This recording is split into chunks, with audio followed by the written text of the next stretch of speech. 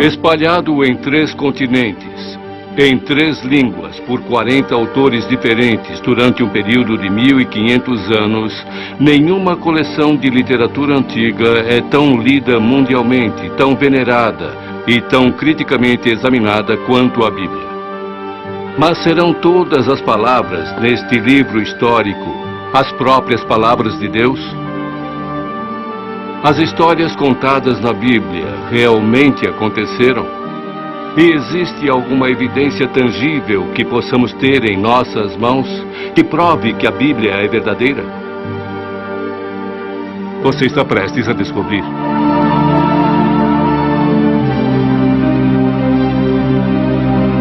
Nossa investigação começa com a mais famosa linha da história escrita. No início, Deus criou os céus e a terra.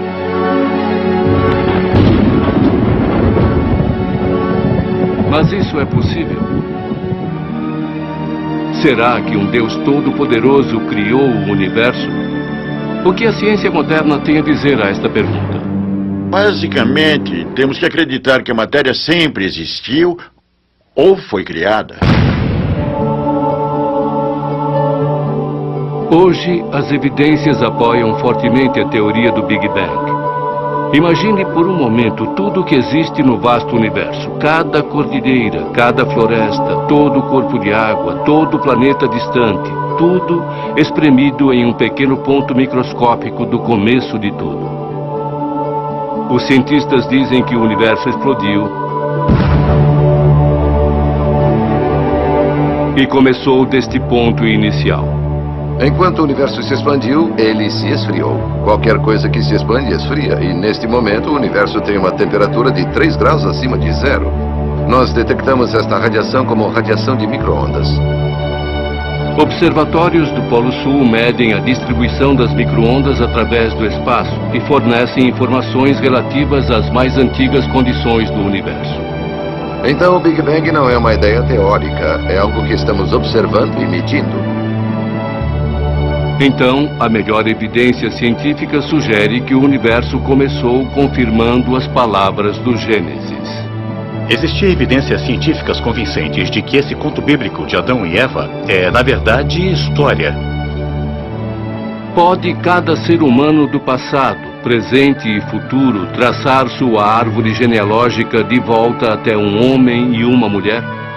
E a comunidade científica se refere a este Adão genético que eles encontraram como o cromossomo Y Adão. E eles se referem à mitocôndria do DNA da mulher como Eva. E isto é relacionado na literatura científica como a hipótese do Jardim do Éden. Eles tiraram sequências mitocondriais de um número de diferentes grupos étnicos no mundo inteiro e determinaram que cada um deles descendeu de uma fêmea. Poderia esta fêmea ser Eva, a primeira mulher criada no livro de Gênesis? A evidência é convincente. Você também poderia voltar pelo cromossomo Y e traçar uma linhagem por ele até Adão. E a ideia é basicamente a mesma. Olhando para as diferenças na sequência do cromossomo Y, cientistas realmente pesquisaram isso. Na verdade, muitos deles pesquisaram isso e determinaram que nós todos provavelmente viemos de um indivíduo. Aqui, nossa investigação vai da suposição científica para a carne, o sangue e os ossos da criação. O que é interessante é que o ápice, o clímax dessa criação, a última coisa mencionada é criada. Depois que todo o resto está preparado para ele, vem Adão. E dizem que Adão foi criado da poeira do chão e do sopro de Deus.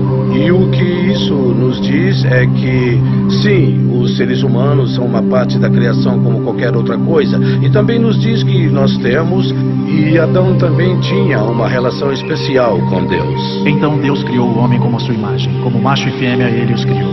De acordo com a Bíblia, Adão era responsável por tudo o que tinha na terra e gozava de uma relação íntima com a natureza. Embora Adão vivesse em perfeita harmonia com a natureza, ele não era completo. Quando Adão e Eva se encontraram pela primeira vez, Deus levou a mulher ao homem. E Adão aparentemente ficou surpreso por ter achado um semelhante. É interessante que ele a encontrou depois que ele já havia nomeado todos os animais. Então ele sabia em sua mente que não existia ninguém como ele, até que ele a conhece. Quando Adão foi criado, ele foi criado como robô. Adão tinha livre-arbítrio, então havia uma questão se ele ia obedecer a Deus ou não. Culturas antigas do deserto valorizam altamente o gosto das frutas. Não é nenhuma surpresa que o livro de Gênesis se utiliza da imagem de uma árvore frutífera para significar conhecimento. Eles estão na árvore do conhecimento sobre o bem e o mal, e é a serpente que se chama de Satanás conquista Eva e a faz cair em tentação. A serpente se utiliza de uma estratégia em sua visita. Ela questiona a confiabilidade do trabalho de Deus. E agora a serpente que está tentando Eva pergunta: será que é mesmo verdade que você não pode comer de nenhuma das frutas do jardim? Então Eva diz: bom, me deixe ver ao certo. Não podemos tocar ou comer da árvore do conhecimento do bem e do mal. E é essa a função da árvore do conhecimento do bem e do mal, da qual Deus falou a Adão para que não comesse dela. Aqui é o ponto dessa questão. Não há nada de mal em comer da árvore do bem e do mal. A questão é: será que Adão vai obedecer a Deus mesmo quando ele não entender as razões? Ou será que ele pensará que sabe mais do que Deus e comerá a fruta?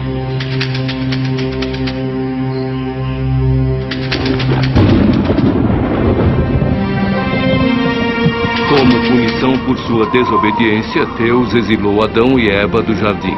Eles foram forçados a viver fora da proteção de Deus e entrar na realidade cruel, separados de Deus. Utilizando-se de dicas geográficas dadas no Gênesis, quase todos os estudiosos concordam que o Jardim do Éden fica no Iraque.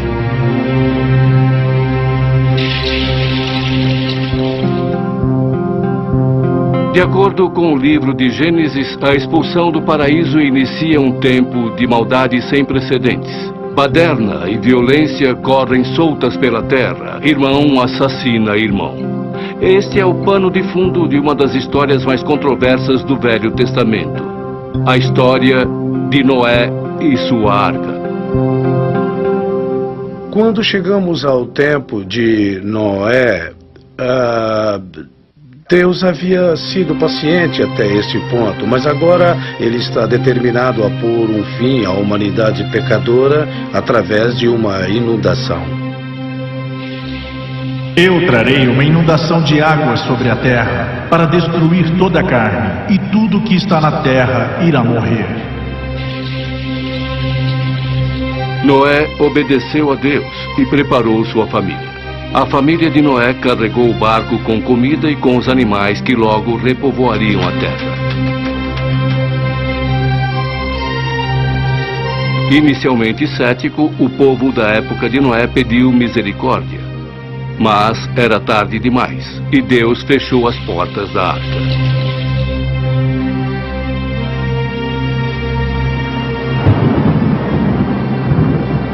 O Velho Testamento usa um cúbito como unidade de medida, e um cúbito mede 66 centímetros, e quando fazemos a conversão sobre o que lemos no livro de Gênesis, nós vemos que a arca era muito grande. Comprimento da arca, 137, largura 45, altura 22. As conversões deixam o tamanho da arca com 137 metros de comprimento, 45 de largura e 22 de altura.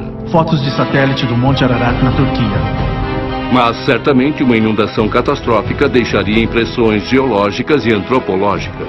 Então, para evidências sobre a inundação de Noé, o que realmente procuramos são evidências de processos catastróficos, processos de um cataclismo, operando em uma escala regional, talvez hemisférica ou até escala global. E quanto mais procuramos, é isso que encontramos.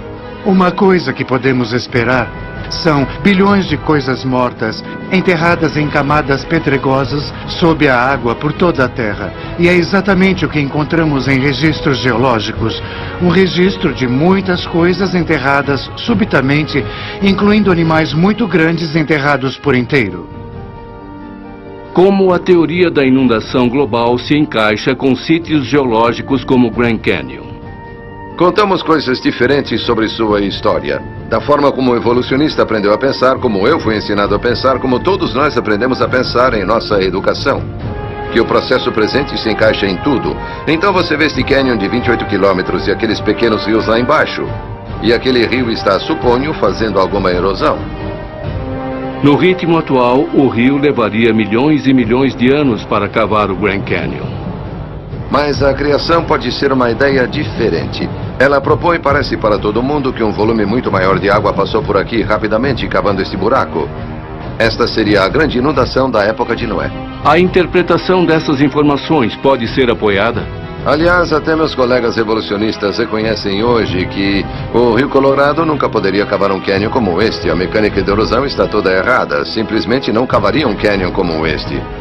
E eles também chegaram à conclusão de que um enorme volume de água correndo por aqui há muito tempo cavou este canyon rapidamente. Isso é consistente com os documentos bíblicos que relatam a grande inundação da época de Noé.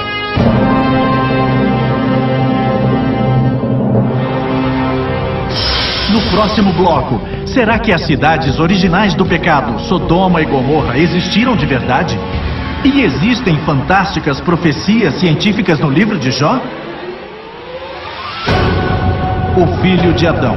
Caim inventou a agricultura. Ele foi também o primeiro a ser assassinado. O livro de Gênesis.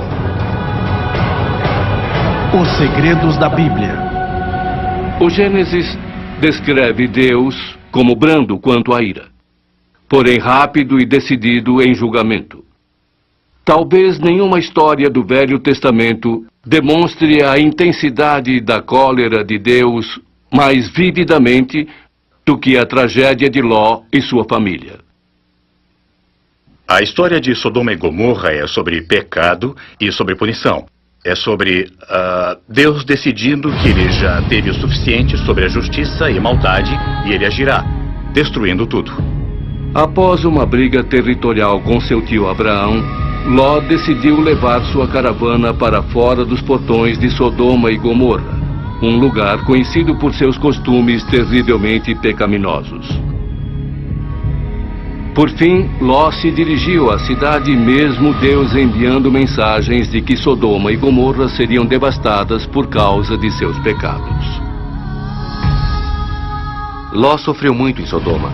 Aqui estava ele entre todas essas pessoas que, como conta as histórias, eram muito más com os estrangeiros. Ele é um estrangeiro querendo se adaptar, mas sem obter sucesso. Podemos aprender com essa história. Então, quando os anjos vieram resgatá-lo, o resto da cidade o perseguiu. A família de Ló fugiu em pânico. Temos esta pequena informação de que a esposa de Ló decide olhar para trás, talvez em arrependimento ou pensando se realmente queria deixar aquele lugar, e ela se transforma num punhado de sal. A explicação mais óbvia para a destruição de Sodoma seria um evento sísmico.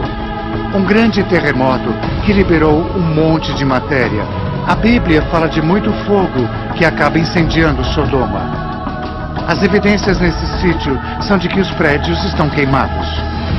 Os arqueólogos acreditam que as ruínas de Sodoma e Gomorra descobertas a sudeste do Mar Morto estão sobre uma linha falha. As evidências sugerem que os prédios começaram a queimar pelos telhados. Os geólogos vão mais adiante. A pressão de um terremoto pode ter emitido betume e enxofre, substâncias presentes na área. A densa fumaça relatada por Abraão era compatível com o fogo de tal material. Sodoma e Gomorra são citadas em literaturas secundárias, todas entre o período do Segundo Templo e no período do Novo Testamento. São mencionadas especificamente no Gênesis Apócrifo, um dos pergaminhos do Mar Morto.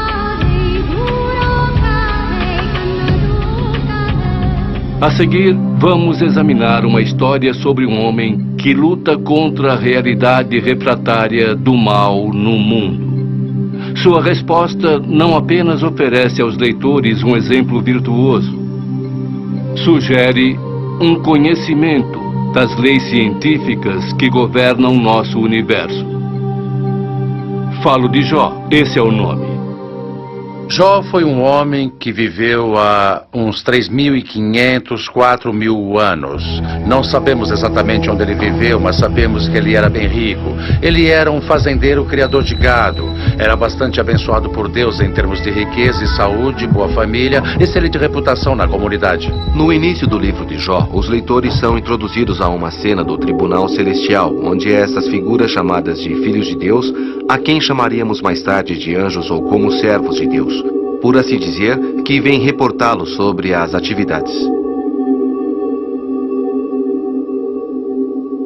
Uma dessas figuras, Satã, atuava tanto como promotor como carrasco.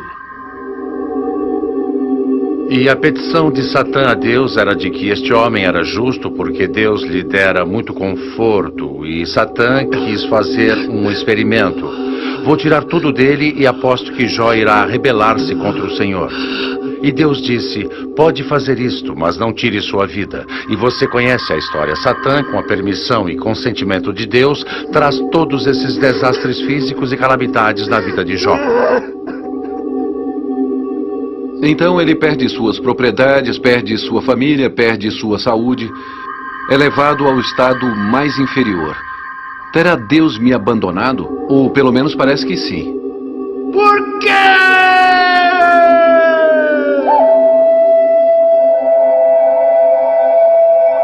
O livro de Jó presenteia os leitores com um antigo dilema ético. Por que coisas ruins acontecem a pessoas boas? Crentes em Deus podem passar por grandes sofrimentos, dificuldades e provações. Suas vidas podem ser destruídas. Isso não significa necessariamente que eles tenham feito alguma coisa de errado, ou que Deus os está julgando, trazendo provações ou dificuldades. Mas na verdade é a forma de Deus moldar o caráter das pessoas. O livro de Jó não só expressa valiosas verdades morais.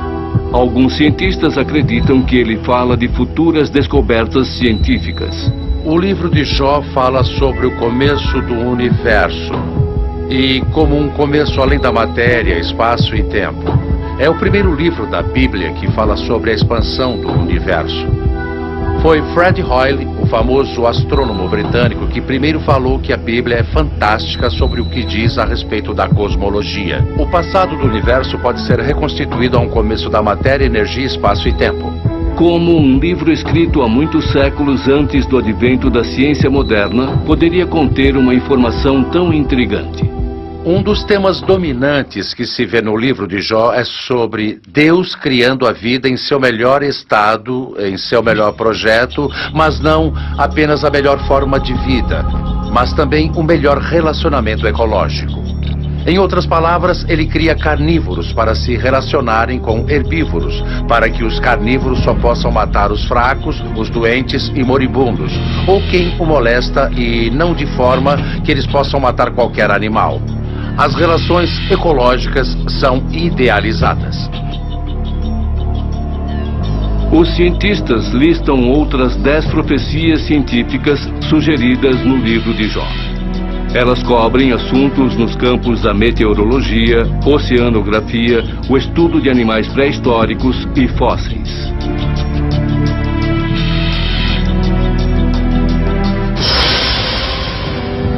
No próximo bloco, Abraão, José e Moisés. Estes homens são lendas ou realmente homens de carne e osso? A expressão, a pele dos meus dentes, vem do livro de Jó. Jó 19:20. Os segredos da Bíblia. No livro de Jó, os leitores presenciam atos fantásticos de fé. Apesar de Jó ter sofrido injustamente, ele se recusou em praguejar contra Deus. Pelo contrário, ele confiou nas misteriosas escolhas de Deus. E falando de fé, nenhum homem do Velho Testamento demonstrou sua fé tão destemidamente quanto Abraão. Através da maior parte da história da vida de Abraão, sua mulher Sara não consegue ter filhos, mesmo com os dois tentando isso por muitos anos. Então é uma fonte de frustração para eles.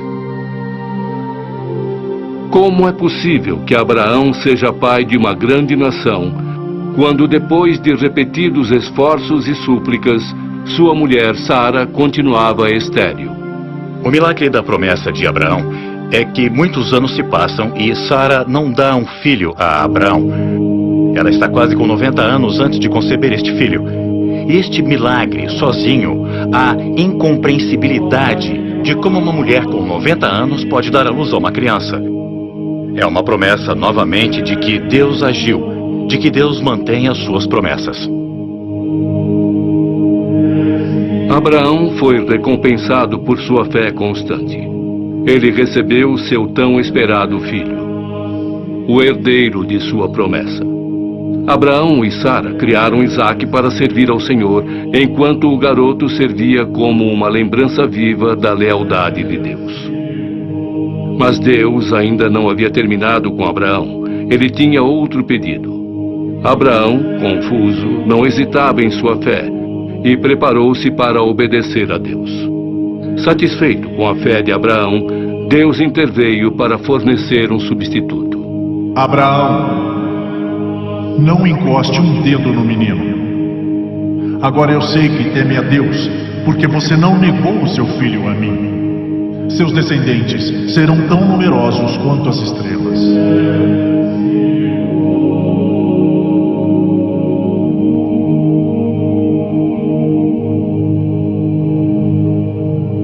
Os céticos negaram a existência da cidade de Abraão, Ur dos Caldeus, até que escavações do começo do século XX descobriram a torre de um templo na boca do Eufrates, na Mesopotâmia. E o nome Abraão aparece em registros da Mesopotâmia.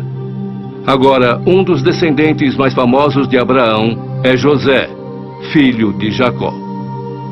A história de José realmente decola quando Jacó dá a ele uma vestimenta especial. O status de José como sendo o filho favorito criou a inveja entre os irmãos. Dada a oportunidade, eles conspiraram contra ele. Os irmãos venderam José como escravo e contaram uma mentira de partir o coração de seu pai. Disseram a ele que José havia morrido.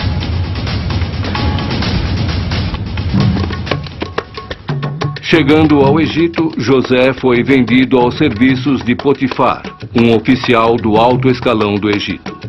José progrediu servindo a Potifar, até que a esposa deste revelou apetite por José. Ela queria ficar íntima dele e José, obviamente, resiste às suas investidas. Mas ela fica tão aborrecida e arma para ele, resultando na prisão de José. A prisão foi brutal, mas Deus permaneceu com José durante seu tempo no cativeiro. O faraó, perturbado com seus sonhos recorrentes, procurava um intérprete. Seu copeiro se lembrou de José e o trouxe diante do faraó. O faraó forneceu a José os detalhes de seus sonhos. Milagrosamente, José interpretou os sonhos como um alerta profético da chegada de um ciclo de fome. O faraó, com problemas em lembrar seus sonhos, precisava de um intérprete. Seu copeiro-mor se lembrou de José e o trouxe diante do faraó. Este forneceu a José os detalhes de seus sonhos. Milagrosamente, José interpretou os sonhos como um alerta profético da chegada de um ciclo de fome. Aliviado, pois poderia preparar seu reino antecipadamente, o faraó recompensou José, elevando-o a segundo comandante. Alguns críticos questionam a história de José, sustentando que um estrangeiro nunca alcançaria um posto tão alto na corte egípcia. Mas os mais antigos dizem outra coisa. Sabemos de pessoas de origem estrangeira adotando costumes egípcios, chegando ao topo da pirâmide da administração egípcia. A história de José é ainda mais fascinante por ele ser um hebreu vivendo em um mundo egípcio. Mas ao longo do tempo, muitas gerações egípcias se esqueceram dos bons trabalhos de José. Na verdade, o faraó se sentia ameaçado pela crescente presença dos estrangeiros hebreus. Em um ataque de paranoia, o faraó manda que as parteiras afoguem os filhos dos escravos hebreus nas águas lamacentas do rio Nilo.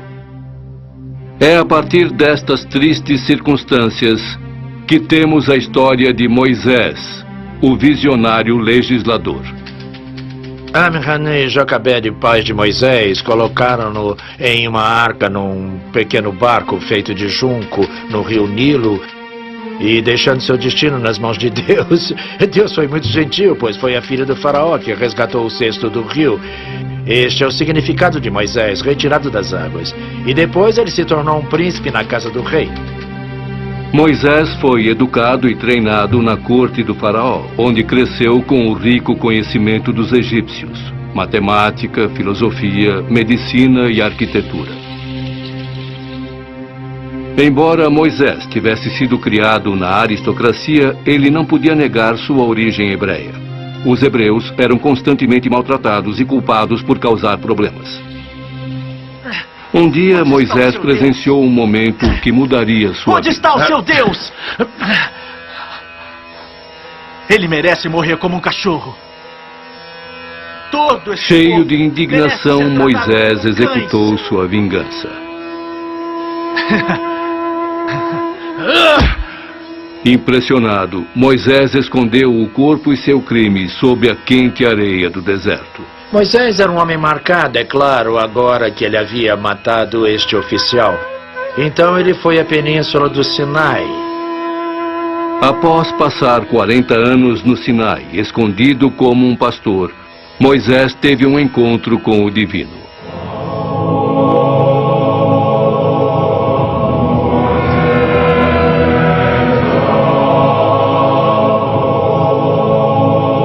O êxodo dos hebreus do Egito começa com uma escapada milagrosa da perseguição do faraó.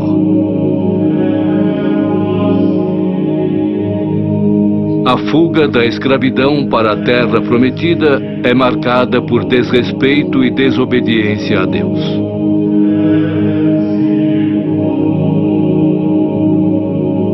Moisés é chamado novamente para entregar uma mensagem corretiva para o povo descrente. O interessante sobre os 10 mandamentos é que ele coincide com o que nossas razões humanas nos dizem também. Os especialistas em ética sugerem que os 10 mandamentos apelam a um código universal que regula o comportamento humano. Os 10 mandamentos governam ambos os aspectos religiosos da vida. Os 3 primeiros mandamentos lidam especificamente com a religião, mas os outros 7 são realmente princípios fundamentais que toda a sociedade adere: que não matará, proibição de roubo. Os 10 mandamentos se apoiam como uma fundamentação ética para o estabelecimento de futuras liberdades civis. A Declaração da Independência fala sobre a verdade evidente e própria que todos os homens, todo ser humano, são criados iguais e que temos direitos alienáveis, não dos governadores, mas dados a nós por nosso Criador.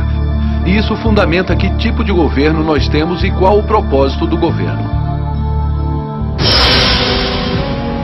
No próximo bloco, quem foi o grande herói Sansão? E será que ele fez as coisas inacreditáveis que a Bíblia diz que fez? Sara é a mulher mais mencionada na Bíblia, 56 vezes.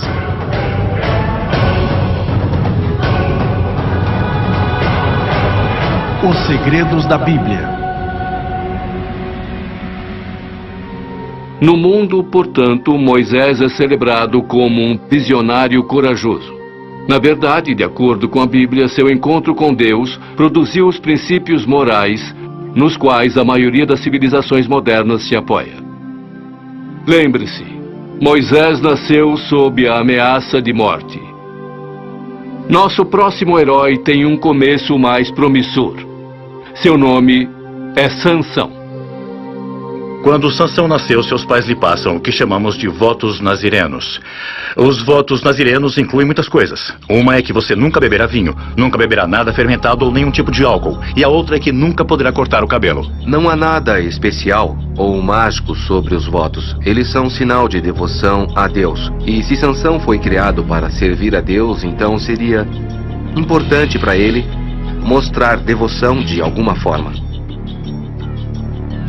Em uma época de opressão brutal, sob o domínio dos filisteus, Sansão emergiu como um líder de grande força física. O livro dos Juízes o julgam como um herói militar e um líder carismático. Alguém que mostra uma habilidade peculiar para lutar e para liderar os outros na batalha contra seus inimigos.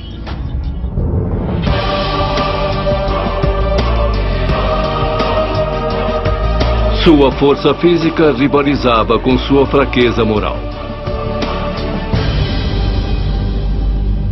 Sansão tem um outro vício. E este vício é que ele ama as mulheres filisteias, o que era proibido na antiga Israel. Mas ele as ama. E a mulher que ele mais ama é Dalila. Os lordes filisteus percebem o quanto Sansão é devoto de Dalila. Eles a usam como uma espécie de espiã para descobrir o segredo de seu grande poder. Dalila foi pressionada a agir. Em várias ocasiões, Dalila pressiona Sansão a contá-la porque ele é tão forte. Sansão ansiava por Dalila. No início, ele mente. Ele não revela a verdade sobre seus votos de Nazaré e no final ele ainda chega a jogar limpo. Mas ele diz a ela que o segredo de seu poder está em seu cabelo. E que se seu cabelo for raspado, então ele ficará fraco, como qualquer homem. Ele passa essa informação para os líderes dos filisteus. Eles vão até ele quando está dormindo na casa dela. Sansão então perde sua força sobrenatural, sua força dada por Deus. E eles conseguem amarrá-lo e arrancam-lhe os olhos. Sansão consegue seu poder de volta rezando, demonstrando devoção a Deus, suplicando a Deus. Deus restaura seu poder. Sansão derruba o templo. E como diz a história, ele mata mais filisteus com sua morte do que ele havia matado antes na vida.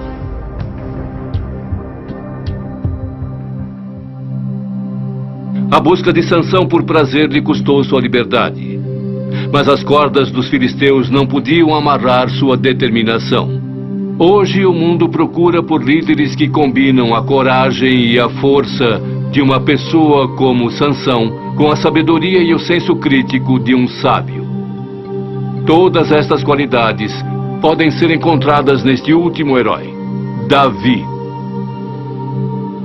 Deus enviou Samuel a Belém para a família de Jessé para anunciar que Davi seria o próximo rei. A escolha de Deus por Davi foi estranha, porque não era um ancião. E também o que é que as pessoas procuravam? Elas procuravam pelo maior indivíduo, pelo mais forte. Davi logo teria a oportunidade de se provar competente como líder. E claro, essa é a famosa história de Davi e Golias. Davi novamente está de volta com as ovelhas, enquanto seus irmãos estão no exército lutando contra os filisteus. Mas os filisteus eram superiores tecnologicamente a Israel. Os filisteus usavam armas de ferro, portanto deixando Israel em desvantagem tática. A única vantagem estratégica dos judeus era o controle das terras altas, dificultando o ataque dos filisteus. Os filisteus tinham recorrido a um costume antigo que era a Batalha dos Campeões. Então eles colocaram o seu campeão Golias para desafiar um campeão de Israel. O rei Saul fez uma declaração a seus soldados. O homem que matar o gigante receberá riquezas, sua filha como esposa e viverá livre de impostos. Ainda assim os soldados tinham medo. Ninguém quer enfrentá-lo. Então Davi chega para trazer o almoço para seus irmãos no campo de batalha e ele escuta que isto está acontecendo e fica pessoalmente ofendido, que ninguém tem coragem de lutar contra Golias. Não porque ele acha que consiga derrotar Golias com sua própria força, mas porque ele conhece o poder do seu Deus. Então Davi aceita o desafio e faz o que mais ninguém quer fazer, que é enfrentar Golias. Davi se jogou aos pés do destino divino. Agora Davi utilizou uma espécie de estilingue, uma funda, e imaginamos crianças brincando com estilingues, mas estas são armas de verdade. Os exércitos utilizavam estas armas e dentro do exército de Israel, os guerreiros benjaminitas eram peritos no uso da funda.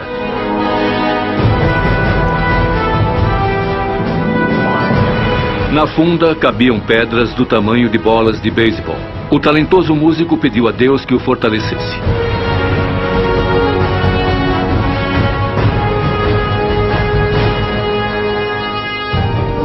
Os céticos discutem há muito tempo que Davi era uma lenda inventada por um bando de nômades inconsequentes. Até 1993, quando arqueólogos escavando no norte de Israel descobriram uma laje de pedra onde o nome de Davi está inscrito, sendo, portanto, a primeira referência arqueológica de Davi fora do Velho Testamento. Davi tornou-se o rei mais celebrado da história de Israel, e sua linhagem carrega o sangue da realeza na terra.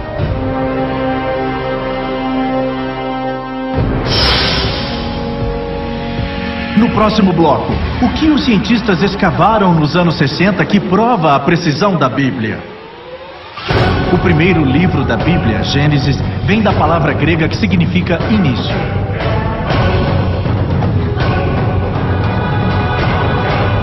Os segredos da Bíblia. Mais de 400 anos se passam entre o último livro do Velho Testamento, Malaquias, e a chegada do professor religioso, para o qual o nascimento, vida e milagres logo serviriam para formar o curso da história da humanidade. Foi este mestre, Jesus de Nazaré, simplesmente um bom homem? Ou foi ele enviado diretamente da mão direita de Deus? Vamos dar uma olhada na vida de Jesus como registrado nos evangelhos do Novo Testamento, Mateus, Marcos, Lucas e João. Uma pergunta para os especialistas é: será que esses contos de evangelho são confiáveis? A veracidade da Bíblia tem sido repetidamente provada e demonstrada. Muitas pessoas tentam achar contradições na Bíblia e realmente não existe nenhuma. Estou para encontrar uma evidência histórica que seja contrária ao que está nas Escrituras ou o que está na Bíblia. Para mim, a Bíblia impressiona em termos de sua precisão histórica. Enquanto a arqueologia continua a descobrir novas evidências e enquanto manuscritos são descobertos, a trajetória completa é que os autores bíblicos são muito confiáveis pela forma como apresentaram a história. Eis como funciona a regra. Quanto mais longe você for removido, a partir do primeiro século, fica cada vez mais nublado. Por causa da arqueologia e por causa de 2000 anos de excelente educação bíblica, está ocorrendo o oposto. Estamos tendo uma imagem cada vez mais clara e certeira do que está acontecendo. Não existe nenhuma evidência histórica que desaprove a Bíblia. Para examinar a confiabilidade da Bíblia, de que tipo de prova vamos precisar? Frequentemente, quando falamos sobre provas, as pessoas pensam em algo como uma prova matemática. Eles querem algo sólido, como 2 mais 2 igual a 4. Mas evidências históricas não somam da mesma forma que um problema de matemática. Evidências na história frequentemente se apoiam na qualidade do testemunho. Então a pergunta deve ser feita: como conseguimos essas histórias sobre Jesus? De onde elas vieram? Todos concordam que houve um período de oralidade quando estes evangelhos foram passados oralmente de comunidade para comunidade, boca a boca se preferir, sem ser escritas ainda. Este processo levou algumas décadas. Mas foi em um contexto judeu de que eles estavam acostumados a recitar orações que eles haviam memorizado. Se essa história sobre Jesus e seus ensinamentos não tivesse sido importante, estaria perdida há muito tempo. Então eles passam essa tradição. As pessoas ouviram Jesus contar uma história, eles ouviram fazer um milagre, eles lembraram, eles compartilharam, eles reviraram essa história em suas cabeças. A descoberta dos pergaminhos do Mar Morto nos anos 60 forneceram aos estudiosos a oportunidade de medir a precisão das cópias. Os pergaminhos, que acredita-se que sejam do 1º século depois de Cristo, contêm um trecho do livro de Isaías do Velho Testamento. Estudiosos compararam o fragmento de Isaías com a próxima cópia disponível do século IX. Os resultados são impressionantes. Em 99,9% o mesmo texto nos dois. Então essa ideia de que as cópias têm escrituras diferentes simplesmente não funciona. É um argumento sem valor. Existem notas não bíblicas de Jesus. Isto é muito importante, mas estudiosos já demonstraram que você pode pegar a história básica de Jesus sem precisar olhar o Novo Testamento. Para surpresa de alguns, Jesus também é citado em outros textos religiosos. Quando olhamos em um campo maior da religião e consideramos as escrituras do mundo islâmico, o Alcorão, ou do mundo judeu, o Talmud Midrash, descobrimos que Jesus também é mencionado nestas escrituras.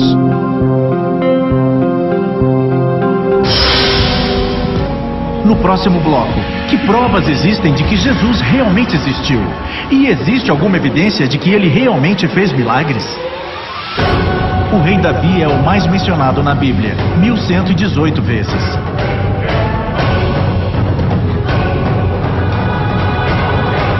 Os segredos da Bíblia.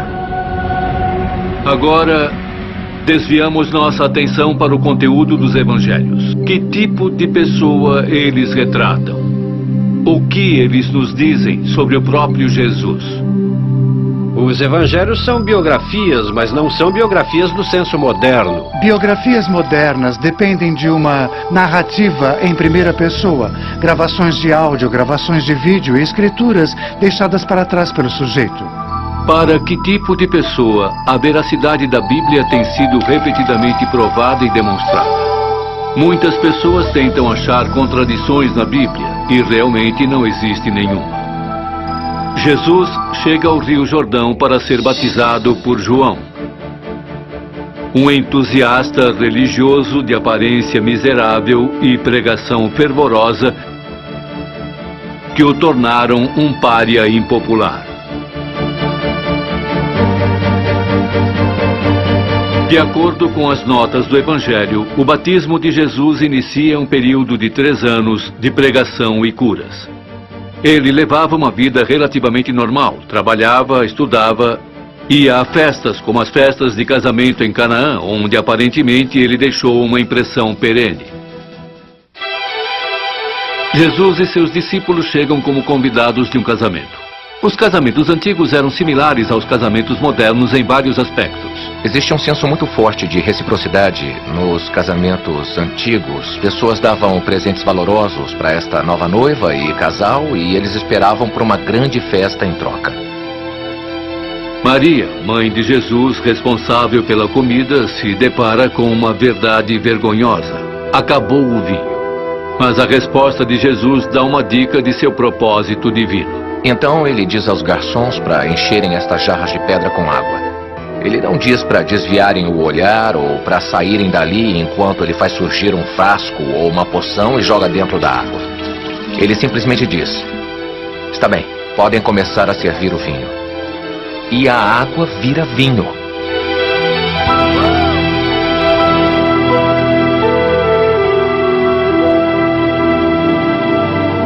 Os arqueólogos encontraram grandes pedaços de jarras de pedra do mesmo tipo das que o Evangelho diz que Jesus usou quando transformou água em vinho em um casamento judeu na cidade galileia de Canaã. Acredita-se que esta igreja em Canaã é o local em que Jesus fez seu primeiro milagre. No próximo bloco, o que arqueólogos descobriram que definitivamente prova que uma das mulheres mais notáveis da Bíblia realmente existiu? Matusalém é a pessoa mais velha que já existiu. Ele morreu com 969 anos. Livro de Gênesis. Os segredos da Bíblia. Os evangelhos nos dizem que enquanto Jesus andava pela região curando os defeituosos e pregando o perdão dos pecados, um plano maligno contra seu primo João Batista estava se desenrolando. João Batista, aparentemente, havia ofendido Herodes Antipas, o governador da Galileia, e Heródias, sobrinha e nova esposa dele, ao denunciar publicamente a relação deles como algo inadequado. Então Heródias conspirou com sua filha Salomé para silenciar João Batista de uma vez por todas. A celebração do aniversário de Herodes forneceu a ocasião perfeita para seu plano malvado. Evidentemente, o show montado foi tedioso. Então, sua querida segunda esposa Herodias, para esquentar as coisas, pôs sua filha dançarina Salomé para fazer uma dança sensual, o que evidentemente virou a cabeça de Herodes. Então ele disse: peço o que quiser que será seu, mesmo que seja metade do meu reino. Então Salomé, ao invés de fazer o óbvio e pedir metade do seu reino, pediu pela cabeça de João Batista, que estava na prisão do palácio. Herodes cumpre sua promessa ao levar para Salomé e sua mão Heródias a cabeça do profeta. Igualmente fascinantes escavações arqueológicas recentes dão luz à confiabilidade desta história do Evangelho. O Novo Testamento também nos dá uma evidência importante sobre Herodes Antipas, em conexão com a história sobre a decapitação de João Batista, que aparentemente aconteceu aqui. Essa história é lendária, mas o palácio de Antipas e a dança de Salomé aconteceu exatamente aqui, nessas ruínas. Eu vou lhes mostrar. Nós encontramos o pavimento. A escavação feita no norte de Israel em 2006 provou ser histórica. Talvez vocês sejam a primeira equipe de câmeras a tirar fotos dela, a primeira mesmo, a primeira da história. Agora, quando escavamos o apoio da Basílica do Hall de recepção, ficamos completamente surpresos em achar restos do 1º século depois de Cristo, mesmo no começo do 1º século, e achamos um lindo chão de mármore feito com cores diferentes, e nós datamos através de jarras e moedas para o século I. Já que todo mármore era tão caro e como todo mármore vinha dos palácios herodianos, estou quase convencido que este chão era parte desse famoso palácio. A construção do Palácio de Antipas, esse foi o cenário da famosa dança de Salomé. Evidências do campo da arqueologia dão às notas do Evangelho uma medida de confiabilidade. De acordo com os evangelhos, Jesus continuou a pregar e demonstrar seu poder sobre a natureza. Ele usava este poder para amenizar o sofrimento das pessoas que acreditavam em sua mensagem. Jesus era um pregador itinerário, que frequentemente movia-se de cidade em cidade para espalhar sua palavra. De acordo com o evangelho, sua jornada o levou ao tanque de Siloé. Cego de nascença, um homem visitou Siloé na esperança de receber um milagre. Os judeus acreditavam que um anjo poderia aparecer no tanque, faziam a água se mexer e ofereciam cura divina. De acordo com os evangelhos, o homem acreditava na possibilidade da cura divina e a recebeu pelas mãos de Jesus.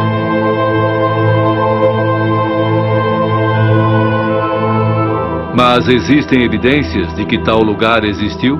Bem, agora as grandes e boas notícias. É somente um pouco mais longe, descendo as colinas em Siloé, nos subúrbios do sul de Jerusalém. Eles descobriram, é claro, a magnífica entrada da piscina.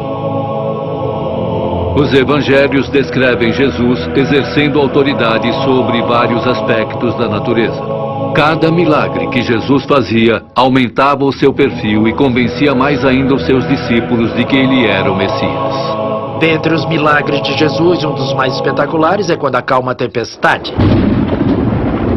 Um dia, Jesus e seus discípulos estavam no mar da Galileia. Embora conhecessem o mar, uma terrível tempestade pôs os discípulos em um pânico amedrontador. No meio disso, os discípulos estão em pânico. As ondas estão batendo no barco e eles ficam com medo de que o barco irá se partir. Eles se apressam em acordar Jesus. Jesus se levanta para acalmar a tempestade e o medo dos discípulos.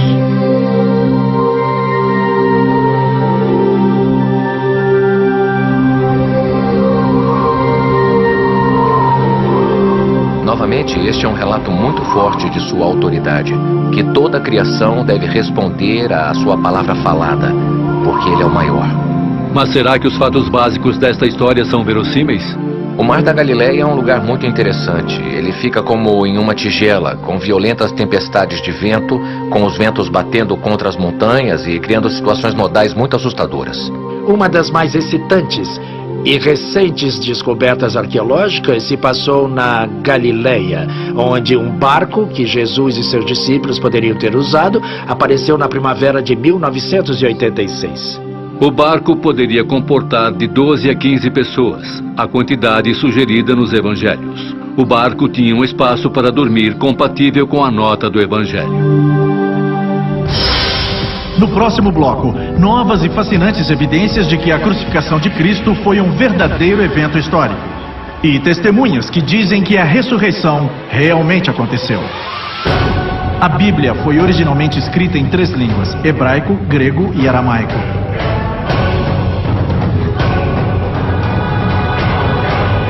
Os segredos da Bíblia. O evento trágico dos últimos dias da vida de Jesus confere com os rascunhos dos profetas do Velho Testamento. A paixão de Cristo, como é chamada, cativou bilhões de pessoas por séculos com sua descrição de partir o coração das últimas horas de Jesus na Terra. Com o passar dos anos, muitos se tornaram céticos sobre a história da paixão. Alguns dizem que são apenas personagens infames e que Pôncio Pilatos e o grande sacerdote Caifás nunca existiram. Outros sugerem que a ressurreição foi uma elaborada mentira. O que dizem nossos especialistas?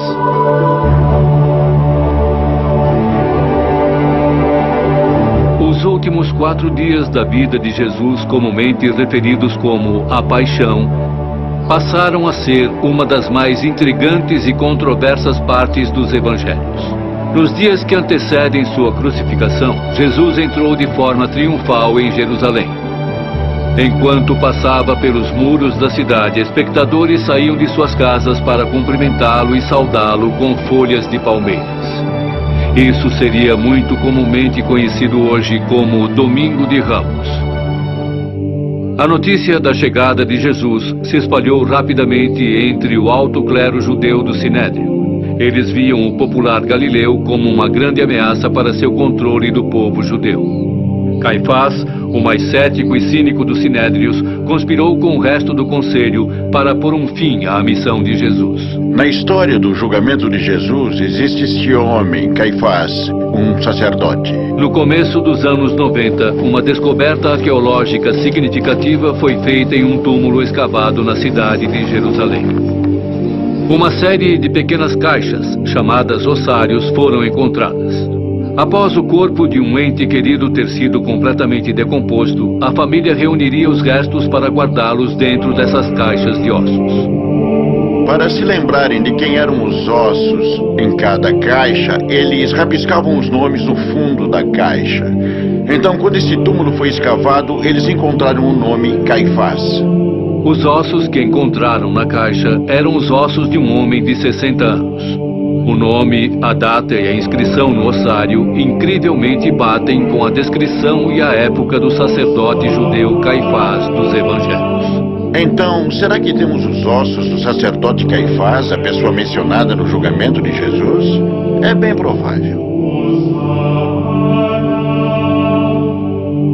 Em sua primeira noite da Páscoa judaica, Jesus sentou com seus 12 discípulos para a festa de Páscoa, que ficou conhecida como a Última Ceia. É nessa refeição que Jesus revela aos seus apóstolos, de acordo com as Escrituras, que ele seria traído por um deles. Eu começaria pensando na paixão pelo jardim do pecado. Logo depois da Última Ceia, Jesus chegou ao jardim com 3 de seus discípulos favoritos: Pedro, João e Tiago. Quando Jesus foi ao Getsemane depois da Última Ceia, ele foi lá para orar. O jardim de Getsemane era uma horta de olivas encostada aos pés de uma grande colina fora de Jerusalém.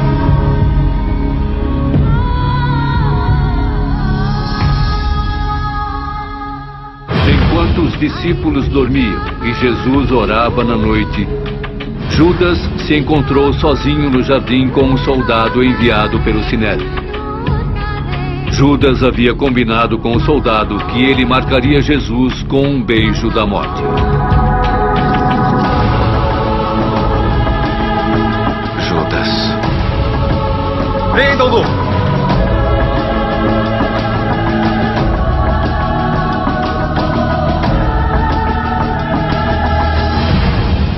Jesus foi levado ao Sinédrio na casa de Caifás. Lá houve uma reunião para um julgamento clandestino na calada da noite. Jesus admitiu ao Sinédrio que ele era o Filho de Deus.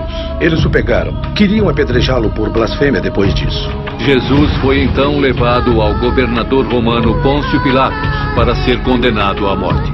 Pôncio Pilatos é um personagem histórico e nós não temos dúvidas disso. Esse é um daqueles casos em que temos cobertura de sua existência e de seu trabalho e sabemos onde ele esteve e o que ele fez. Especialistas concordam que existe uma montanha de evidências que provam que Pilatos era o governador da Judéia na época da morte de Cristo. Existe uma inscrição que foi encontrada nos anos 60 por uma famosa equipe de escavação italiana que trabalhava em Cesareia. A equipe de escavação tirou uma pedra que era parte de uma escada do século IV. Entretanto, quando eles viraram a pedra, viram que ela tinha sido reutilizada e que era, na verdade, do século I.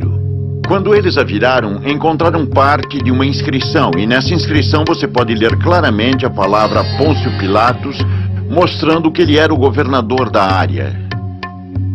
Uma das funções de Pilatos era a produção de moedas para a região. Também havia moedas da época de Pôncio Pilatos. Sabemos as datas em que ele foi governador da Judéia e sabemos as datas dessas moedas. Então, colocando essas duas coisas juntas, sabemos que temos moedas que foram feitas por Pôncio Pilatos. Por muitos séculos, nenhum registro de onde Jesus foi julgado antes de ser crucificado havia sido descoberto. Mais tarde descobriu-se que ele ocorreu na Torre Antônia, o quartel-general da milícia romana em Jerusalém. Foi aqui que Jesus foi condenado à tortura.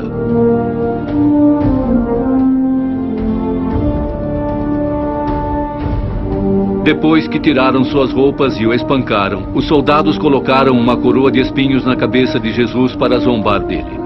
Depois o levaram para as colinas do Calvário, empurrando e chutando enquanto ele se esforçava para carregar sua própria cruz. Este local de execução tinha o nome de Gólgota, o local da caveira.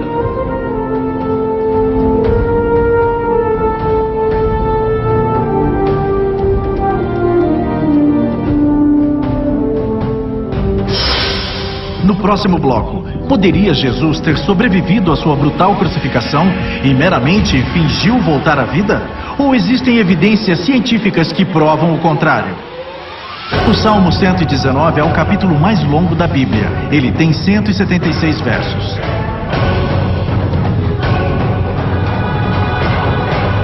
Os segredos da Bíblia.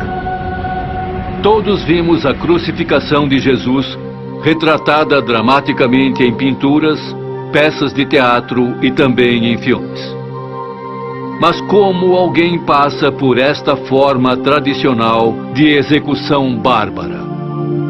Temos muitas evidências literárias de crucificações. Jesus não foi a única pessoa a ser crucificada, era uma prática relativamente comum. Era uma execução horrível e costumava ser usada para o que era considerado um crime horrendo. A cruz usada na Palestina na época era mais parecida com o que chamam de cruz alta, e o que ele carregava seria a madeira horizontal apenas. A parte vertical já estava no chão. Enquanto Jesus se esforçava para subir as ruas irregulares e cheias de pedras de Jerusalém, sua condição física deteriorou. Jesus já estava próximo da morte quando carregava a sua cruz pelo Calvário. Conforme o volume de sangue cai, a pressão sanguínea também cai. Então os batimentos cardíacos aceleram e podemos entender isso, pois Jesus está carregando a cruz até o Calvário. Ele não consegue se livrar disso. Quando Jesus chega ao topo da colina, foi jogado ao chão, e seus braços foram esticados contra a madeira horizontal e pregados na cruz. Ao contrário das crenças populares e descrições da crucificação, os pregos utilizados para prender Jesus na cruz não foram pregados na mão. Um prego atravessado na mão não aguentaria o peso do corpo. Ele rasgaria a pele e Jesus cairia da cruz. Eles eram fincados na base da mão, bem abaixo do que chamamos de palma. Assim não haveria forma de a pessoa se libertar. Não só o pulso era um bom local de ancorar, era também uma forma de maximizar a dor, pois um grande nervo passa pelo túnel carpal dentro do pulso. Este prego, ao atravessar, esmaga o nervo mediano, o que causa uma dor torturante. Porque é pior do que bater o seu cotovelo ou um osso sensível. Isso não é nada comparado com o que aconteceria se você imaginar só batendo contra o cubital. O quanto seria pior se você pegasse um alicate e esmagasse o cubital. Toda vez que Jesus se endireitava para cima para aliviar o peso de seu corpo para que pudesse respirar, o prego pressionava o final do nervo, causando uma dor incrível. Conforme os romanos levantavam sua cruz e a encaixavam no chão, todo o peso dele era suportado por seus pulsos naqueles pregos. Literalmente é uma experiência excruciante. E a palavra excruciante, ela vem do latim ex crucio e significa fora da cruz, ex crucio. Assim, a dor envolvida é muito grande. Para ter certeza de que o homem permanecesse na cruz e para ficar ainda mais difícil para ele subir para respirar, os romanos pregaram seus pés à madeira vertical da cruz. Arqueólogos fizeram uma fascinante descoberta quando acharam o ossário, ou caixa de ossos de um homem com uns 20 anos, chamado Yohanan. A idade do carbono encontrado nos ossos provaram que Yohanan viveu e morreu na mesma época de Jesus. Quando começaram a tirar os ossos da caixa para organizá-los, eles encontraram algo muito incomum. No osso do tornozelo deste homem havia um prego de 20 centímetros atravessado e havia porções de madeira mostrando que esse prego havia atravessado também uma madeira. Esta descoberta arqueológica forneceu aos historiadores evidências físicas de crucificações do século I. O processo inteiro é planejado pelos romanos para causar a maior quantidade de dor, a maior quantidade de humilhação. E é, na verdade, a mais horrível forma de execução feita pelo homem.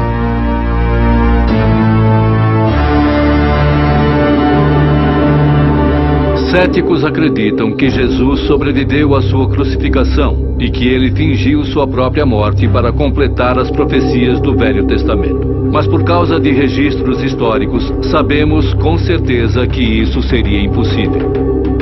Algumas pessoas tentam dizer que Jesus desfaleceu na cruz e, de alguma forma, saiu da cruz vivo. Em primeiro lugar, se uma pessoa que estava sendo executada pelos romanos não morresse ao final do processo, os responsáveis pela execução seriam eles próprios executados. Em segundo lugar, de tudo o que acabei de descrever do processo, não havia qualquer possibilidade de que ele pudesse sobreviver a isso. Ele estava absolutamente, positivamente morto quando foi retirado da cruz. Qualquer ideia de que ele sobreviveu é completamente absurda.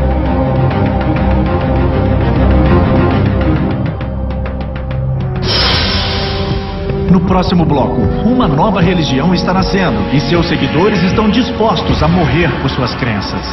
Será que isso prova que o Novo Testamento é fato puro e incontestável? O primeiro livro impresso em 1455 por Johannes Gutenberg foi a Bíblia.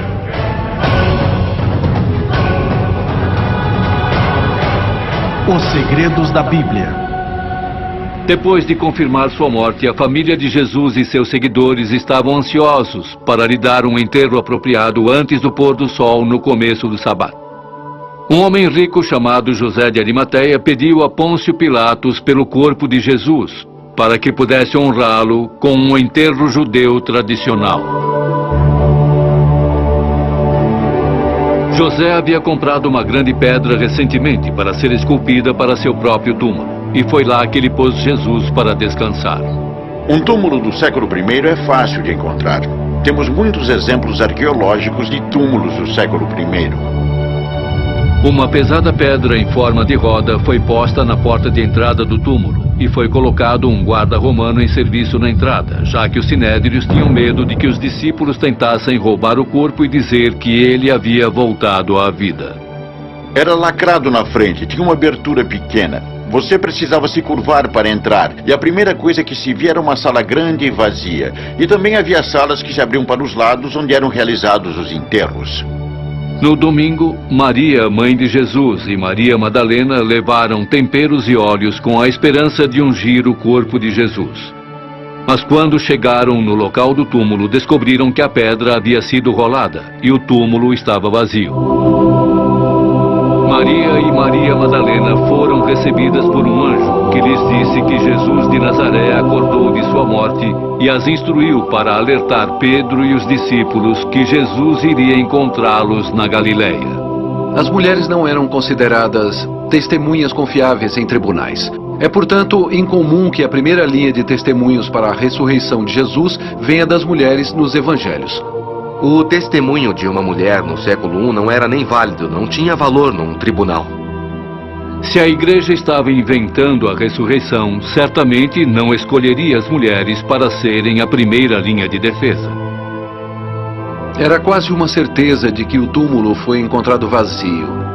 A polêmica judia original contra a ressurreição presume que o túmulo estava realmente vazio.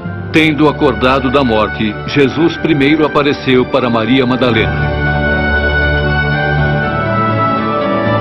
Mestre! Depois ele apareceu para 2 estranhos que não o reconheceram. Ele andou sozinho com eles enquanto eles contavam a fantástica história do carpinteiro simples da Galileia que foi erroneamente crucificado. Jesus finalmente apareceu entre os apóstolos que estavam fascinados e não podiam acreditar em seus próprios olhos. Depois que Jesus ressuscitou, ele apareceu para as pessoas, apareceu para Pedro, apareceu para os 12. Ele apareceu para 500 uma única vez. E apareceu durante um período de 40 dias. Muitas pessoas dizem que foram alucinações. Isso é impossível de acordo com psicólogos hoje em dia.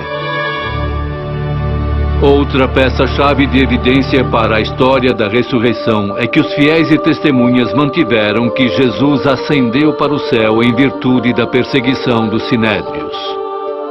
Em algumas poucas semanas, eles estão nas ruas de Jerusalém, onde Jesus foi crucificado. Lá nas ruas de Jerusalém, desafiando a liderança religiosa e proclamando Jesus como Messias e sua ressurreição. Os discípulos foram transformados de céticos que tinham medo de se identificarem com Jesus para corajosos proclamadores de suas ações e ressurreição. Eles estão nas ruas, pregando que Jesus ressuscitou e estão dispostos a serem perseguidos e mortos por isso. Muitos dos discípulos foram brutalmente perseguidos pelo que eles acreditavam ser verdade. Os apóstolos assumiram grandes riscos para compartilhar Cristo. Eles foram perseguidos, alguns assassinados. Estevão, por exemplo, foi apedrejado até a morte. Alguns foram espancados e largados para morrer na esperança de que foram mortos, mas sobreviveram. Por suas próprias confissões, eles fizeram o que fizeram porque estavam convencidos de que viram Jesus vivo fisicamente após sua crucificação. Todos os 4 começam com Jesus indo para o céu, mas somente o livro de Atos de Lucas mostra o que acontece no segmento interventor entre o fim do reinado de Jesus e o nascimento de uma igreja. As histórias nos Atos relatam o início da igreja, começando através dos apóstolos que conheciam Jesus em pessoa. Mas com o tempo, as sementes da fé se espalharam pela terra, influenciando crenças em todas as partes do mundo. Aqui temos o registro de como todas essas pequenas moléculas de fé, por assim dizer, foram plantadas e como elas cresceram no que é hoje o fenômeno de maior sucesso considerado estatisticamente na história do mundo. Lucas, o evangelista, foi creditado para escrever o livro dos Atos. Seu estilo de escrita técnica precisa autentica sua autoridade. Bom, Lucas era médico de profissão. Ele era um homem muito educado e erudito. E se você olhar para a linguagem de Lucas e seus atos, verá na verdade uma classe grega. O fantástico sobre o livro dos Atos é o realismo absoluto. É história de primeiro escalão. Mas podemos realmente acreditar no que Lucas nos diz? São os eventos descritos no livro dos Atos verdadeiros registros dos tempos? Ou foram estas histórias embelezadas ou mesmo fabricadas simplesmente para avançar sua mensagem sobre Jesus? Será que foi tudo apenas uma falsificação elaborada? Nem mesmo os críticos do cristianismo acreditam que este seja o caso. Eles podem acreditar que se confundiram, que poderiam ter tido experiências espirituais, mas certamente não uma falsidade intencional de qualquer espécie. E esperar que eles levassem isso para o resto de suas vidas, propagando essa inverdade. que eles sabiam que era falsa. Então, eventualmente, muitos deles foram assassinados e torturados, mesmo antes disso. Este é um milagre ainda maior do que a ideia da ressurreição física de Jesus. Conforme a pregação dos apóstolos se iniciou, ganhando novos seguidores de Cristo de comunidades judias, muitas leis judaicas foram alteradas ou abandonadas. Esta mudança traumática e dogmática é fascinante para historiadores e mais tarde prova a precisão das notas. É surpreendente, então, quando você olha para trás as práticas da igreja primitiva. Em um contexto judeu, assim como no mundo pagão, onde aspectos significantes das práticas de crenças judias foram alteradas em nome de Jesus. A circuncisão não é mais tão importante. Comendo com os gentílicos não tem problema agora.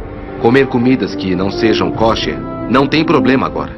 Você ainda tem a transferência do sábado para o domingo. Estas são as mudanças drásticas para um grupo de pessoas judias. A única forma de explicar isto é que alguma coisa aconteceu. Será que este fenômeno de conversão judaica dá crédito às Escrituras?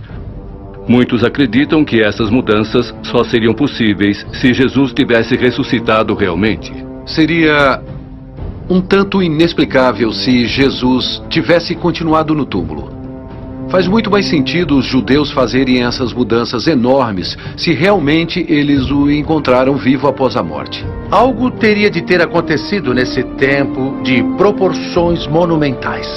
Embora sua mensagem estivesse mudando vidas, os apóstolos logo aprenderam que espalhar os evangelhos tinha um preço. Não demorou para a perseguição aos cristãos começar. Assim como Cristo sofreu para tornar o evangelho possível, os apóstolos sofreram para tornar o evangelho disponível. Eles foram terrivelmente perseguidos pela postura que estavam tendo em relação à ressurreição de Jesus. Eu não sei você, mas se fosse eu, em algum ponto eu diria: pare, é uma mentira. Nós inventamos tudo. Mas eles não, eles morreram por isso. Esta é uma das razões por que os evangelhos possivelmente sejam verdadeiros, autênticos, porque aqui temos pessoas dispostas a dar suas vidas por algo em que acreditavam. O primeiro a sucumbir em nome de Cristo foi um homem chamado Estevão. Estevão era um diácono da facção helenística que só falava grego da igreja primitiva. Ele era um servo, era um administrador, ele era para ser um pacificador e acabou sendo assassinado. Eles o levaram diante do conselho e Estevão fez um discurso apaixonado. Acabou sendo levado para fora e apedrejado até a morte.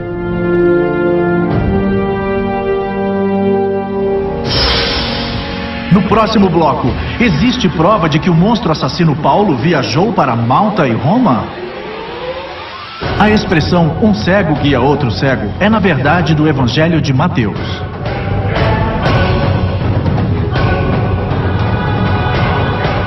Os segredos da Bíblia. Este conto de um mártir tem uma virada peculiar. Um dos perseguidores de Estevão, um homem presente em sua execução, se tornaria um dos membros mais importantes da igreja primitiva e o foco do livro dos Atos. Ele era um fariseu de Tarso e para os primeiros cristãos era o símbolo da crueldade e da intolerância. Seu nome era Saulo. Ele era um verdadeiro homem de carne e osso da história. E acredita-se que escreveu uma grande porcentagem do Novo Testamento. A paixão de Saulo pela lei judaica o induziu a ter ódio dos apóstolos e de tudo o que eles apoiavam. Sua perseguição aos cristãos o fez famoso e seu método brutal o fez infame. Ele era conhecido pela igreja antiga como um perseguidor sedento por sangue. O biógrafo de Paulo, Lucas, diz a mesma coisa. Para deter a difusão da mensagem de Jesus, Saulo resolve acorrentar os cristãos e transportá-los para Jerusalém como prisioneiros. Seu cerco teria começo na cidade de Damasco. Então ele estava viajando para Damasco e quase chegando na cidade, de repente uma luz veio dos céus ao seu redor e ele caiu no chão e ele escutou uma voz que dizia: Saulo, por que está me perseguindo? E ele disse: quem é você? E a voz disse: sou Jesus, que você está perseguindo.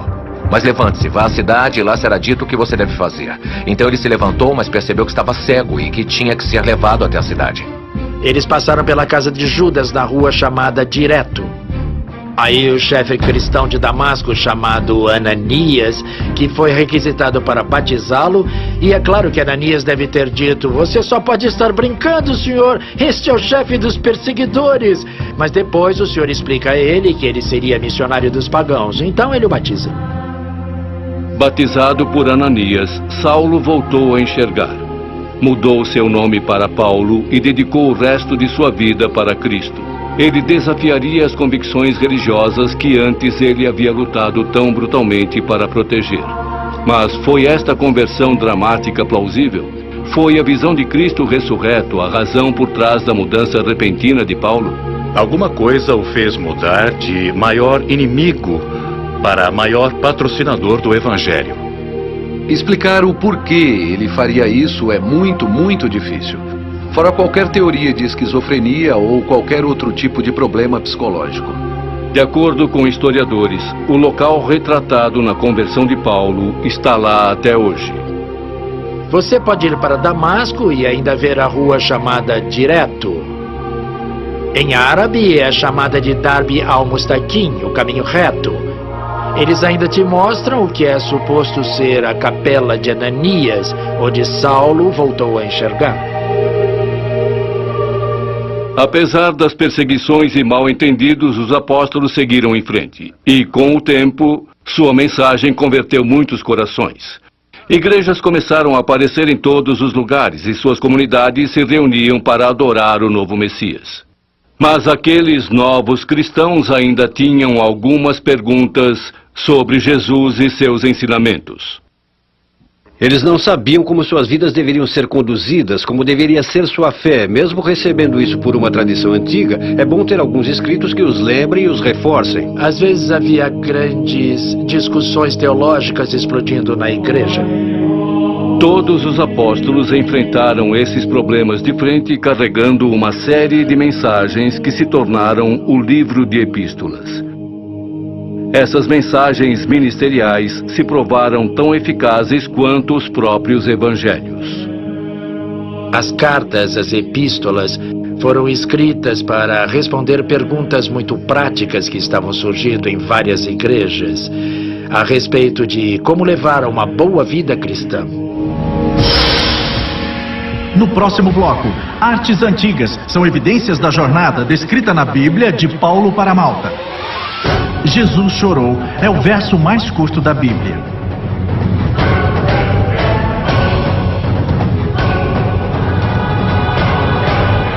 Os segredos da Bíblia. À medida que as cartas e ensinamentos dos apóstolos se espalharam pelo mundo antigo, as sementes do cristianismo germinaram. Mas o destino de Paulo estaria longe de ser florido. Como Estevão antes dele, sua incansável pregação sobre a morte e ressurreição de Jesus trouxe para si sua prisão, julgamento e execução. Mas não antes que Paulo viajasse para cá, a ilha de Malta, onde, de acordo com a Bíblia e historiadores, ele fez algumas de suas façanhas mais milagrosas.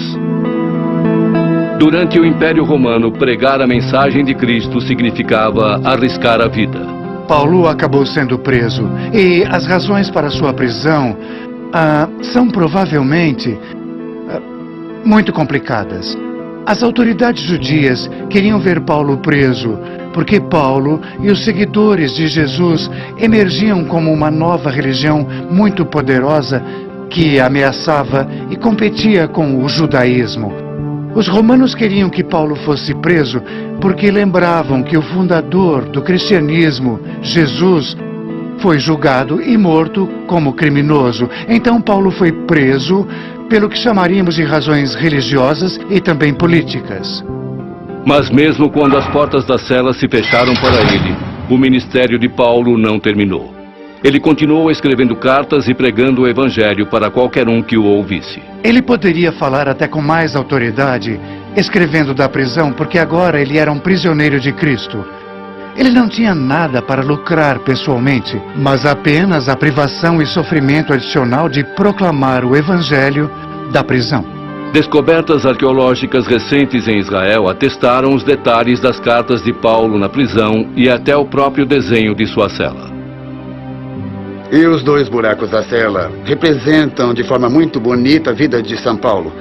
Em Cesareia, na prisão, foi um choque encontrá-la, foi uma linda descoberta. Porque pode explicar como São Paulo conseguiu escrever suas cartas na prisão. Essas ruínas dão vida às cartas de Paulo, confirmando a descrição de seu cativeiro e reforçando a autenticidade de sua história. As janelas são viradas para a rua, do outro lado do muro, o que significa que os prisioneiros recebiam sua comida e mantimento de seus parentes e amigos do lado de fora. Se você ler as cartas sobre São Paulo, este é exatamente o caso. Paulo continuou este ministério de dentro da cela até finalmente decidir apelar para o governador de Roma. Isso o levaria à sua jornada mais perigosa até então. Ele apelou a César dizendo: eu sou cidadão romano e tenho direito de apelar a César. Então ele foi a este tribunal de apelos e eventualmente foi enviado em um navio para Roma. Viajar não era exatamente seguro neste período antigo, particularmente pelo mar. Então, em Atos 27, tem a história de uma jornada muito perigosa pelo mar que Paulo fez enquanto preso. Enquanto ele estava preso neste navio, um violento vento do Nordeste desceu e causou uma tempestade que virou um furacão. E havia os marinheiros de temporada que estavam no barco e que estavam muito assustados, com medo e convencidos de que iriam morrer. Mas então Paulo tem uma visão e um anjo diz a ele: não se preocupe, Paulo, todos aqui irão viver. Então o barco bateu contra pedras da ilha de Malta. Todos se seguraram a pedaços de madeira, remaram até a costa e todos sobreviveram. E esta profecia se realizou. Enquanto os tripulantes do navio fizeram sua apresentação, Paulo começou a espalhar sua mensagem para a comunidade maltesa. Vivendo neste lugar, conhecido hoje como a Gruta de São Paulo, ele pregou os evangelhos para os insulanos que nunca haviam tido ensinamentos cristãos antes. Paulo se aproveita de seu tempo ocioso, digamos assim, e prega e proclama o evangelho. O povo maltês ficava enlevado com as palavras de Paulo, mas suas façanhas os assombravam mais ainda. As Escrituras dizem que Paulo começou a curar todos os doentes da comunidade, e ele próprio sobreviveu a uma picada mortal de cobra bem diante dos olhos de todos. Mas esta não foi a única marca deixada para trás. Estudiosos dizem que esta imagem, um retrato do menino Jesus e Maria, foi pintada pelo apóstolo Lucas durante sua estada com Paulo na ilha. Peregrinos que visitaram este lugar o chamaram de Gruta de Nossa Senhora por séculos. Muitos afirmam que esta pintura é prova inegável de que os discípulos desembarcaram aqui. Mas o que quer que seja que as relíquias signifiquem, não há como negar a influência de Paulo na ilha de Malta. A conversão da comunidade maltesa demonstra o verdadeiro poder da fé. Mas o obstáculo final de Paulo, nem mesmo um homem como ele poderia superar. Até sua chegada em Roma, ele estava vivendo confinado, cumprindo 2 anos de prisão. Agora Paulo iria a julgamento diante do imperador Nero. E como testamento final de sua fé extraordinária, Paulo seria executado por decapitação. E as relíquias daquele sacrifício, a coluna da decapitação e o osso do braço de Paulo, são guardados aqui na igreja de São Paulo, em Malta.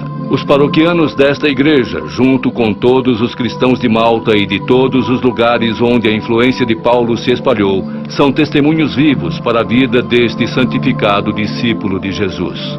A influência de Paulo no cristianismo moderno não pode ser subestimada. O que temos de dizer é que, sem Paulo, nós não conheceríamos o cristianismo e a igreja como são hoje. Os Atos e as Cartas dos Apóstolos são mais do que uma coleção de missões e missivas. Eles fornecem evidências concretas amarradas a registros históricos e geográficos que provam a validade das jornadas dos discípulos e a fé que os fez passar por obstáculos surpreendentes. Em meio àquelas perseguições, as igrejas são estabelecidas e tornam-se, em um período muito curto de tempo, uma força dominante na história mundial. Estes escritos não são apenas importantes para a história. Passando por séculos, impérios e línguas, os Atos e as Cartas dos Apóstolos mantêm-se vivos e causam impacto até os dias de hoje. Contrariando os detratores da Bíblia, recentes descobertas científicas forneceram, na verdade, mais evidências para apoiar a autenticidade e precisão da Bíblia, ao invés de desacreditá-la. Foi a ciência que me fez reconhecer que um Criador deve existir. A veracidade da Bíblia tem sido repetidamente provada e demonstrada. Muitas pessoas tentam encontrar contradições na Bíblia, mas realmente não existe nenhuma. De acordo com os depoimentos de nossos especialistas, parece que a Bíblia é, na verdade, rica em fatos e pode muito bem ser precisa historicamente. Contudo, a pergunta permanece. As histórias da Bíblia devem ser contadas como sendo história ou como lenda. Somente você pode decidir. Entretanto, a nossa busca pela verdade nunca terá um fim. Como a própria vida, ela deve continuar. Obrigado pela companhia.